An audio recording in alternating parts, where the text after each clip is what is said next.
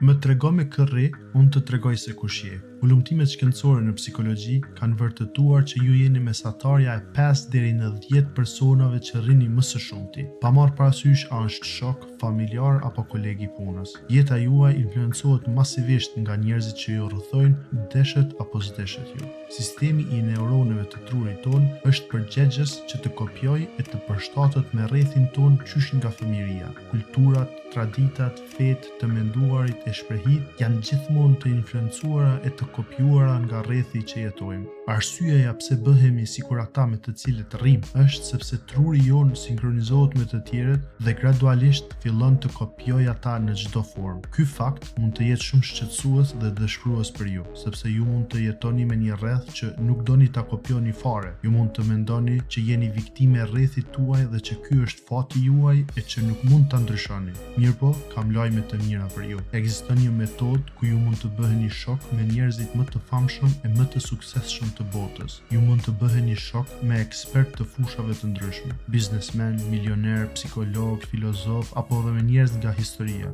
Kjo metodë quhet leximi dhe këtë shok e quajnë libër.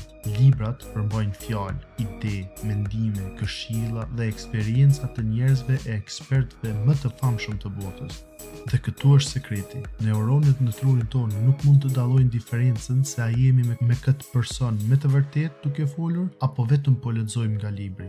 Çdo gjë që lexojmë në libra na influencon e na bën të shohim jetën nga perspektiva e autorit, njëjtë sikur të ishte një shok apo familjar i joni. Pra është pothuajse e njëjtë sikur të jesh shok me autorin e librit. Mirpo, bukuria e librave është se ju vendosni me këtë rrini e këtë dëgjoni. Gjatë leximit ju e studioni mendjen e autorit, mendimet, idetë dhe eksperiencat e tij. Si rezultat, nëse ju i praktikoni ato, truri juaj kopjon dhe fillon të gjenerojë mendime dhe ide të ngjashme. Është e dëshmuar përmes dokumentarëve të ndryshëm që milionerëve edhe po ja u morë të gjithë pasurinë, kontaktet dhe njoftësinë që kanë, ata brenda shumë pak kohe i bëjnë prap miliona. Kjo është sepse ata dinë diçka që të çon rrugës së milionave shumë shpejt. E këtë dije ata kanë marrë më së shumti nga librat. Kjo është arsyeja pse 85% e milionerëve raportojnë se lexojnë të paktën një libër çdo 2 javë. Ju e dini që përmes librave ju mund të diplomoheni në fakultete të ndryshme,